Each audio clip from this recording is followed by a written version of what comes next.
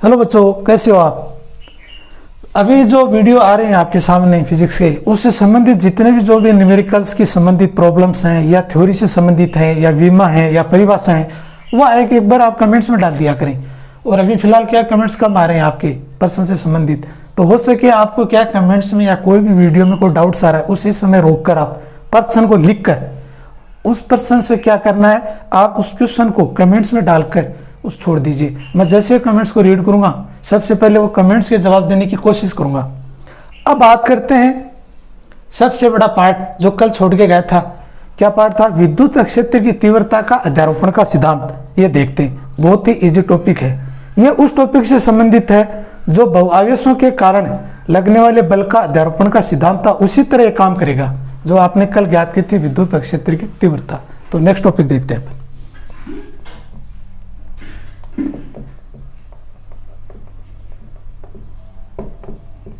विद्युत क्षेत्र की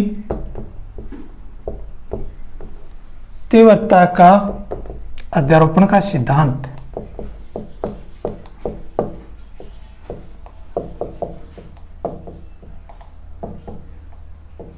देखो ध्यान से, तो कल अपन ज्ञात की थी विद्युत क्षेत्र की तीव्रता, जिसका फॉर्मूला आया था E बराबर F into Q zero. F भी क्या है? एक सदिश है। विद्युत क्षेत्र भी क्या है? एक सदिश राशि है। अब अध्यारोपण का सिद्धांत जब ज्ञात करते हैं तो सबसे पहले क्या करते हैं, डायग्राम बनाते हैं। तो डायग्राम पे जितने भी क्या मूल बिंदु O से एक आवेश है Q1, एक आवेश है Q2, एक आवेश है Q3 और एक आवेश है Qn।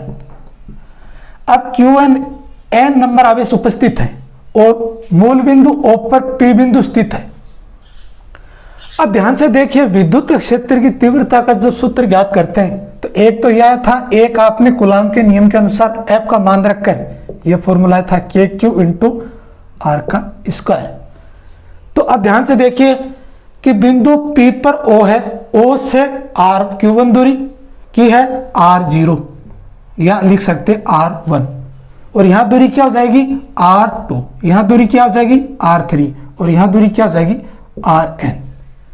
अब ध्यान से देखिए कि दो आवेशों के मध्य की दूरी है R1 और मूल बिंदु O से है और Q1 तक का आवेश है, जो दो बिंदु स्थित हैं उनके मध्य की दूरी R1 है। इसी प्रकार O से Q2, O से Q3, O से Qn। यह फॉर्मूला इस समीकरण में रखते हैं, समीकरण नंबर 1 में। तो ध्यान से देखिए, मैं इस फॉर्मूले की सहायता से अब डायग्राम को रख रहा हूं। मूल बिंदु P पर O बिंदु स्थित है, O से Q1 आवेश की दूरी R1 है। तो ध्यान से देखिए, E बराबर अध्यारोपण का सिद्धांत कहता है टोटल E का मान और समस्त विद्युत क्षेत्र की तीव्रताओं का योगफल बराबर होता है।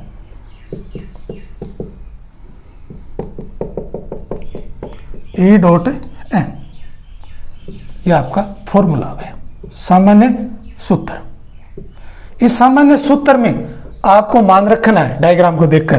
तो फर्स्ट जो मान है वो आपका यह है, यह मान आप यहां रख दीजिए। तो E बराबर K Q1 इंटू R1 का स्क्वायर।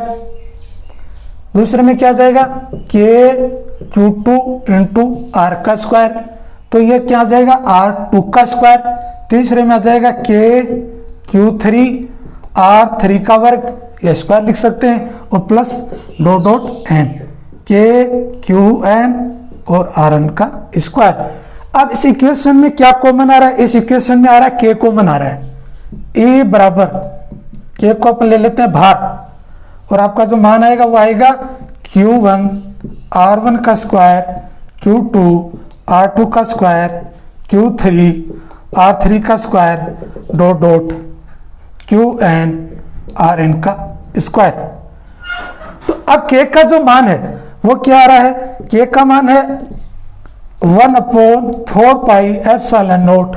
नोट का मतलब होता है निर्वात की विद्युतशीलता, और बाकी का जो मान है वो बीजगणितीय योग में निरूपित कर देंगे। अब इसमें समस्त आवेशों का जो योगफल है वो बीजगणितीय योग में लिखेंगे तो क्या आ जाएगा, सिग्मा I का मान 1 से स्टार्ट हो रहा है और I बराबर n नंबर है। n एक संख्या है जिसका कुछ भी मान हो सकता है, 5 है, 6 है, 7 है या 8, और इसका मान हो जाएगा क्यू आई अपॉन आर आई का वर्ग, यह टोटल आपका मान आ जाएगा। यह समीकरण नंबर हो गई 3। यह आपके हो गए विद्युत क्षेत्र की तीव्रता का अध्यारोपण का सिद्धांत। सेम उसी तरह चलता है जैसे आपका बहुआवेशों के कारण लगने वाला अध्यारोपण का सिद्धांत था, वैसे यह काम करता है। विद्युत क्षेत्र की परिभाषा आपने पढ़ी होगी कि ऐसा निकाय जिसमें बहुत सारे आवेश उपस्थित हैं, एक अन्य आवेश लाकर उसमें छोड़ दिया जाता है, वो भी उसी तरह आवेश की तरह काम करने लग जाता है, उसे बोलते हैं विद्युत क्षेत्र। और विद्युत क्षेत्र की तीव्रता का महत्व यह है, आप ध्यान से देखो इस डायग्राम में या इस चित्र में देखो आप, या ये इक्वेशन है E बराबर F अपॉन Q0। एकांक परीक्षण आवेश पे लगने वाले बल के अनुपात को विद्युत क्षेत्र की तीव्रता कहते हैं। और ये आपने ग्राफ के तरह निकाली थी, इस समीकरण में आपने मान रखा और मान रखकर आपकी विद्युत क्षेत्र की तीव्रता का अध्यारोपण का सिद्धांत हो गया। अब बात करते हैं विद्युत बल रेखाएं। विद्युत बल रेखाएं कैसे काम करती हैं? अच्छा पार्ट है, कई बार परीक्षा में प्रश्न पूछ लेते हैं या ऐसे पूछ लेते हैं, विद्युत बल रेखाएं किसे कहते हैं? विद्युत बल रेखाओं के 4 गुणधर्म लिखो या 4 विशेषताएं लिखो। तो आप ध्यान से देखो, इस टॉपिक के बारे में समझते हैं कि विद्युत बल रेखाएं होती क्या आखिरकार।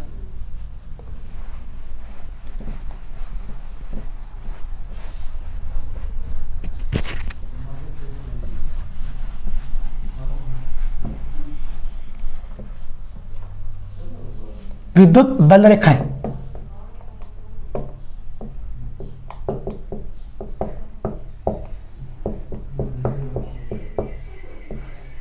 देखो, विद्युत बल रेखाएं ऐसी होती हैं कि यह तो इलेक्ट्रिक फील्ड है E, इस इलेक्ट्रिक फील्ड में एक कर्व से गुजरती हुई, ध्यान से देखो आप, यह विद्युत क्षेत्र की तीव्रता से सतह से क्या होगी, एक गुजरती हुई लाइन प्रतीत होती है।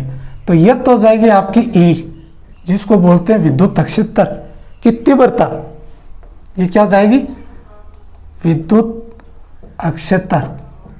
और यह विद्युत बल रेखाएं, ये हो जाएगी विद्युत बल रेखाएं। ध्यान से देखो आप कि विद्युत क्षेत्र की तीव्रता वह काल्पनिक रेखाएं जो विद्युत क्षेत्र की तीव्रता से किसी भी बिंदु से गुजरती हुई स्पर्श होती है, उसे बोलते हैं विद्युत बल रेखाएं, इलेक्ट्रिक फील्ड लाइन। इसको अंग्रेजी में बोला जाता है capital EFL, electric field line. एक बार परिभाषा ध्यान से देख लीजिए, मैं लिख देता हूं, आपको इजी हो जाएगी। विद्युत बल रेखाएं वह काल्पनिक रेखाएं होती हैं, विद्युत बल रेखाएं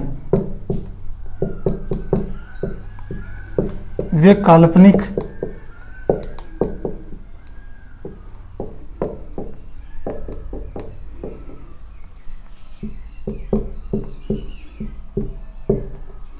जो विद्युत क्षेत्र के किसी सतह से स्पर्श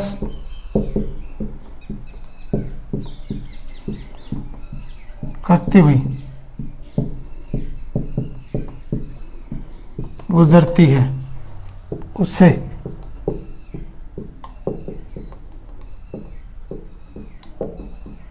विद्युत बल रेखाएं कहते हैं।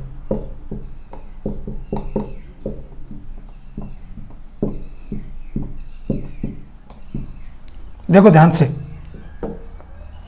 इलेक्ट्रिक फील्ड लाइन कहने का मतलब वो काल्पनिक रेखाएं होती हैं। काल्पनिक का मतलब होता है एक तो वास्तविक की परछाई, उसको आप बोलते हो काल्पनिक।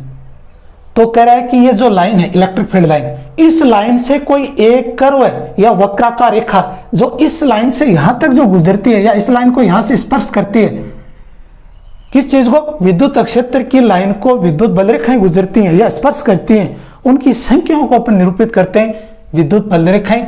इसको अंग्रेजी में बोलते हैं capital EFL, electric field line. तो अब यह परिभाषा आपको ध्यान में समझ में आ गई। विद्युत बल रेखाएं वे काल्पनिक रेखाएं होती हैं, ये रेखाएं, यह काल्पनिक रेखाएं जो विद्युत क्षेत्र की तीव्रता के सतह से स्पर्श करती हुई गुजरती हैं, उसे अपन बोलते हैं विद्युत बल रेखाएं।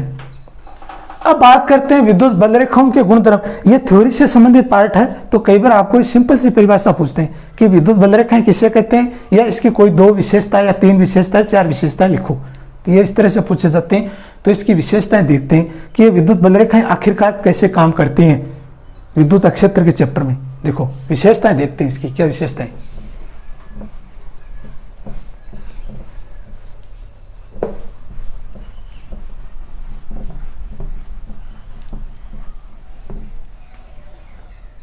विद्युत बलरेखाओं की विशेषता,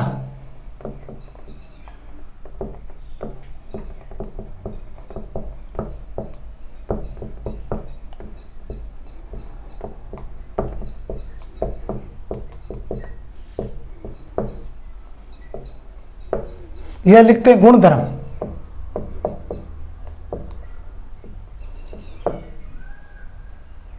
इसको ऐसे लिख देते हैं।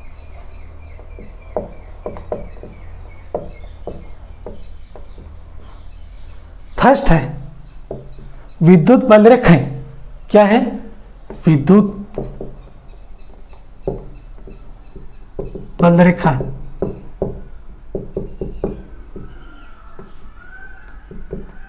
धनात्मक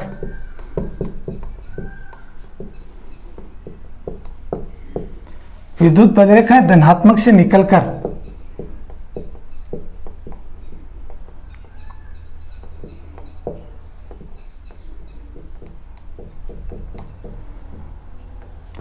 ऋणात्मक में प्रवेश करती हैं।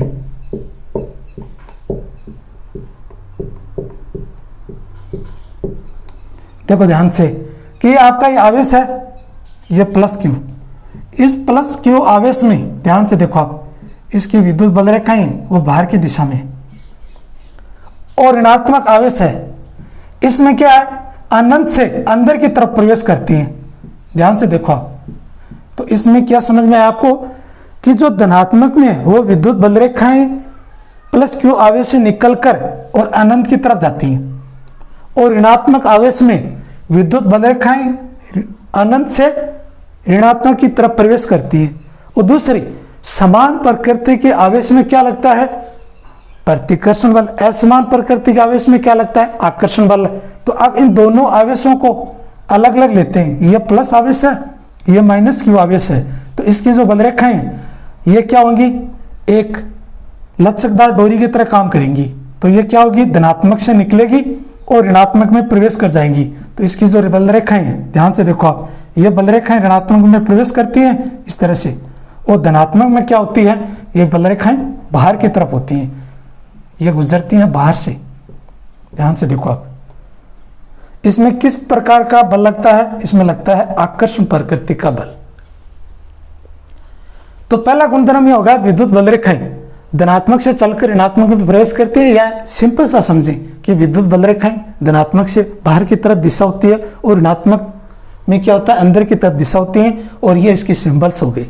प्लस क्यू जब आवेश है तो इसकी डायरेक्शन बाहर की तरफ है, और माइनस क्यू है तो इसकी डायरेक्शन अंदर की तरफ है। और नीचे का डायग्राम क्या है? ये दो आवेश हैं, दो विपरीत प्रकृति के हैं, तो इनमें जो दिशाएं होंगी वो अलग अलग होंगी। प्लस क्यू आवेश की दिशा वो बाहर की तरफ है और माइनस क्यू आवेश की दिशा वो अंदर की तरफ है। पहला गुणधर्म आपके सामने ये हो गया। दूसरा गुणधर्म देखते हैं। देखो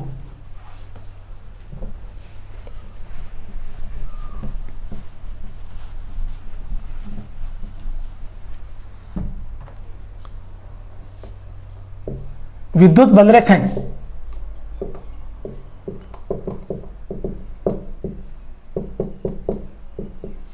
चालक में प्रवेश नहीं करती हैं।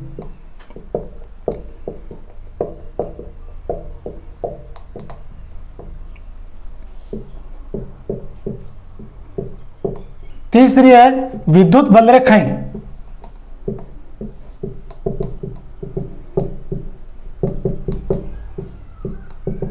बंद लूप नहीं बनाती हैं।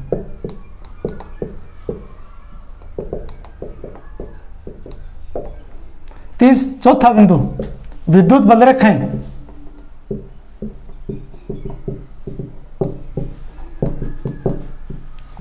आपस में नहीं काटती।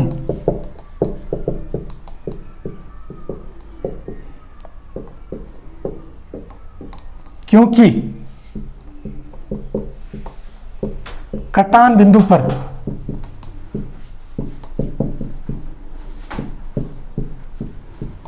दो विद्युत क्षेत्र दिशा उत्पन्न हो जाती है।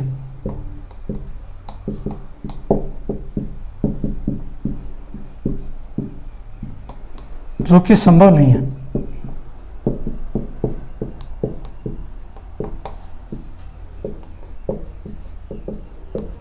देखो ध्यान से, दूसरा बिंदु है विद्युत बलरेखा चालक में प्रवेश नहीं करती क्योंकि चालक के अंदर विद्युत क्षेत्र की तीव्रताएं शून्य होती हैं। आपको पता ही है कि एक चालक है, यह एक समान रूप से वितरित आवेश है, तो इसके अंदर विद्युत क्षेत्र की तीव्रता 0 हो जाती है। तो यह चालक के सतह के अंदर प्रवेश नहीं कर रही है, बाहर की तरफ निकल जाती है। तीसरा बिंदु है विद्युत बलरेखाएं बंद लूप नहीं बनाती है। जैसे आपने देखा कि यह प्लस क्यू आवेश है और यह माइनस क्यू आवेश है, तो इसकी जो ये रेखाएं ये क्या बाहर की दिशा में है और ये क्या है धनात्मक से निकलती हैं और ऋणात्मक में प्रवेश कर जाती हैं। तो ये जो रेखाएं हैं ध्यान से देखो, ये रेखाएं क्या बाहर की तरफ हैं, तो इसका जो लूप है वो क्या बंद नहीं होगा। तीसरी यह है कि विद्युत बल रेखाएं या तो पास पास में हो सकती हैं बट एक दूसरे को काटती नहीं है। अगर कटान बिंदु पर होगा तो यहां से देखिए ये बिंदु ए है, ये बिंदु बी है, जब दोनों आवेश एक साथ चलेंगे तो यहाँ क्या कंफ्यूज हो जाएंगे आवेश कि मेरी क्या डायरेक्शन है, ये डायरेक्शन है, ये डायरेक्शन है। इस वजह से यह विद्युत क्षेत्र की तीव्रता के कटान बिंदु पर दो बिंदु स्थित हो जाते हैं, दो दिशाएं हो जाती हैं जो कि संभव नहीं है। या तो पास पास में गुजर सकती हैं या विद्युत बल रेखाएं दूर दूर गुजर सकती हैं। अब है पांचवा बिंदु, विद्युत बल रेखाएं का पांचवा बिंदु ले लेते हैं, कई बार पूछ लेते हैं परीक्षा में। पांचवा बिंदु क्या है, यह आपको समझ में आ गया होगा। दूसरा, तीसरा, चौथा बिंदु। पांचवा बिंदु देखिए,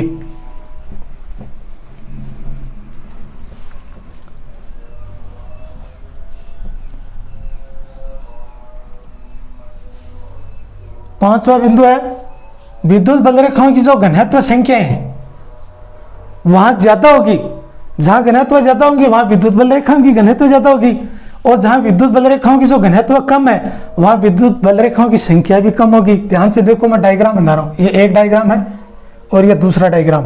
तो यहां से देखो आप, 1 2 3 4 5 बहुत सारी रेखाएं। तो इसका जो घनत्व है वो बिंदु ए है, इसका जो घनत्व है वो बिंदु बी है। तो यहाँ का जो घनत्व है वो ज्यादा है, यहाँ का घनत्व है ज्यादा है और यहाँ का घनत्व क्या है, कम है। क्यों, ये स्पेस बहुत ज्यादा कवर कर रही है, यहाँ स्पेस कम, स्पेस में सबसे ज्यादा विद्युत बल रेखाएं हैं। तो इससे यह निष्कर्ष निकलता है कि जो विद्युत बल रेखाएं हैं तो E1 ग्रेटर देन या लेस देन EB, या कौन सा आएगा, E1 ग्रेटर देन EB। कौन सी इक्वेशन इसमें करेक्ट होगी, कई बार पूछ लेते हैं एग्जाम में कि आप इस डायरेक्शन में कौन से डायरेक्शन की दिशा होगी, तो आपको यह कहना है कि विद्युत बल रेखाओं की जो संख्या EA वो ज्यादा मान है, तो इसकी जो कंडीशंस है वो ये हो जाएगी। ये गलत है। इस कंडीशन में ये शो कर रहा है कि EB का जो मान है वो ज्यादा है और जबकि EB का मान कम है। ये सबसे ज्यादा दूरी कवर करके विद्युत बल रेखाओं की कम संख्या व्यक्त करती है और ये कम दूरी में विद्युत बल रेखाओं की संख्या ज्यादा व्यक्त करती है। तो इसका जो डायग्राम का इक्वेशन है वो इसलिए आएगा EA1 ग्रेटर देन EB। ये आपकी इक्वेशन आ जाएगी। अब आपके ये हो गई प्रॉपर्टी। तो इससे पांचवा गुणधर्म है वो ऐसे निकलता है, विद्युत बल रेखाएं की जो घनत्व ज्यादा होगी वहां विद्युत बल रेखाएं ज्यादा होंगी और विद्युत बल रेखाएं का घनत्व कम होगा वहां विद्युत बल रेखाएं कम होंगी। ये 5 आपके गुणधर्म हो गए। इसमें ये कंडीशन आएगी EA ग्रेटर देन EB, ये इक्वेशन आ जाएगी। इसका मतलब है कि विद्युत बल रेखाएं जो EA का जो मान है या A बिंदु पर है वहां बल रेखाएं ज्यादा होंगी और B पे कम होगी। अब बात करते हैं इलेक्ट्रिक फ्लक्स, विद्युत फ्लक्स। ये कई बार पूछ लेते हैं, या तो इसका सूत्र या इसका डायग्राम या इसकी परिभाषा या इसका मात्रक या इसकी विमा, ये कई बार पूछा जाता है। ध्यान से देखो आप, विद्युत फ्लक्स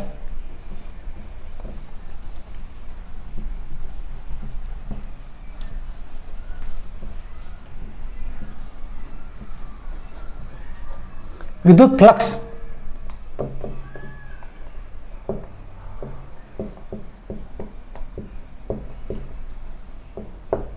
इसको बोलते हैं इलेक्ट्रिक फ्लक्स।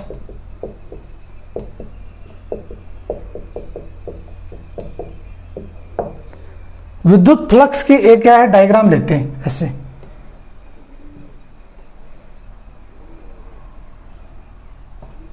और यहाँ से विद्युत बल रेखाएं गुजारते हैं और यहाँ लंबवत गुजारते हैं, और यह कोण हो जाएगा थीटा, और ये हो जाएगा E, और ये हो जाएगा S, और ये हो गया थीटा। तो विद्युत फ्लक्स जिसको अंग्रेजी में बोलते हैं इलेक्ट्रिक फ्लक्स, तो इसकी जो परिभाषा है वो देखो, किसी पृष्ठ के लंबवत, तो ये आपका जो पृष्ठ है या तो ये इसका लंबवत है, ये जो लाइन है ये लाइन वर्टिकल से, ये लाइन है हॉरिजॉन्टल, तो इस लाइन को हॉरिजॉन्टल का मतलब होता है क्षैतिज, और ये लाइन हो गई ऊर्ध्वाधर जिसको बोलते हैं वर्टिकल्स। तो किसी पृष्ठ के लंबवत गुजरने वाली विद्युत बल रेखाओं की संख्या को क्या बोलते हैं? विद्युत फ्लक्स कहते हैं। विद्युत फ्लक्स एक अदिश राशि है, और विद्युत फ्लक्स का जो मात्रक है वो इस सूत्र से निकलेगा, फाई ई बराबर ई डॉट एस। ए का मात्रक होता है न्यूटन इंटू कूलाम, एस है क्षेत्रफल, तो जाएगा मीटर स्क्वायर। तो आप इसकी विमा मात्रक परिभाषा बना सकते हो। तो सबसे पहले क्या, मैं इसकी परिभाषा लिख देता हूं, कई बार परीक्षा में पूछ लेते हैं कि इसकी परिभाषा क्या है, ध्यान से देखो आप। विद्युत क्षेत्र के लंबवत, तो यह लिखते हैं किसी पृष्ठ के लंबवत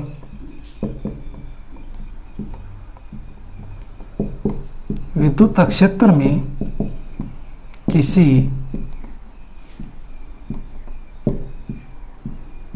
पृष्ठ के लंबवत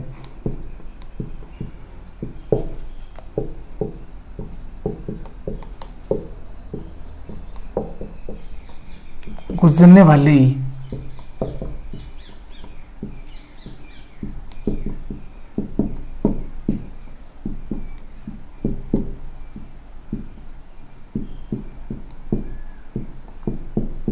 बल रेखाओं की संख्या को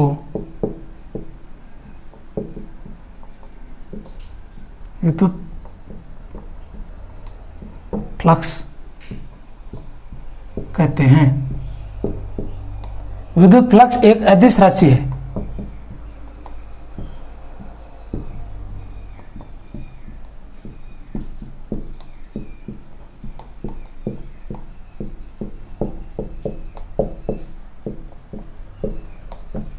देखो ध्यान से, ये आपके पास एक पृष्ठ है, पृष्ठ में विद्युत बल रेखाओं की संख्या E है, E और ये पृष्ठ एक दूसरे के लंबवत है।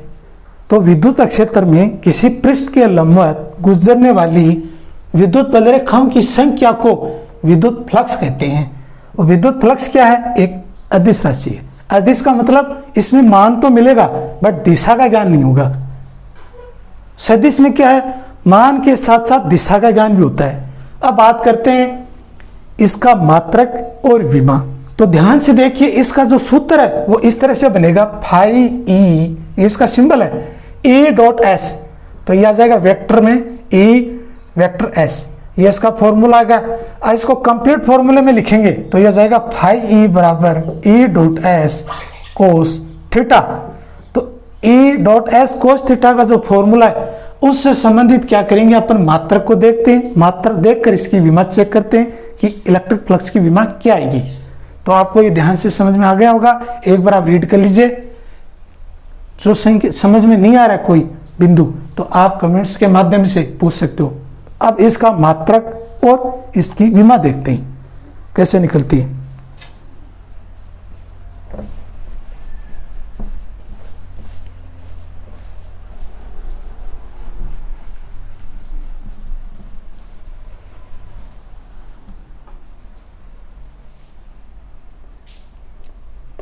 विद्युत फ्लक्स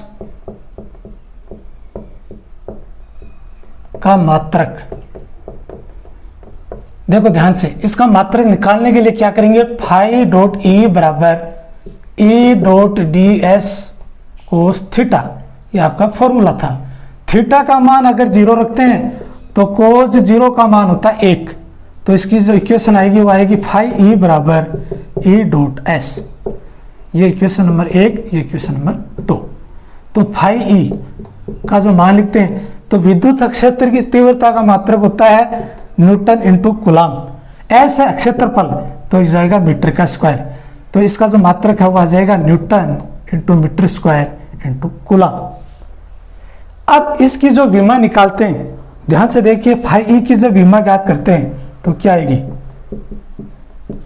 ध्यान से देखो, न्यूटन की विमा कैसे व्यक्त करते हैं, m1 L1 t की पावर -2 मीटर का हो जाएगा L की घात 2 और नीचे आ जाएगा A1 T1।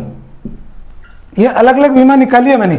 न्यूटन की विमा ये है, मीटर स्क्वायर की है L की घात 2 और C का है एम्पेयर इंटू सेकेंड कूलम। तो ये जो मान है ये ऊपर ले जाएंगे, तो फाई ई की जो विमा है वो आ जाएगी m1 L की घात, देखो एक तो ये और एक ये, तो L की घात हो जाएगी 3 और T की घात -2, एक के ऊपर चली जाएगी तो -3 और एक की घात क्या जाएगी -1। तो ये आपकी इसकी इलेक्ट्रिक फ्लक्स की विमा हो गई।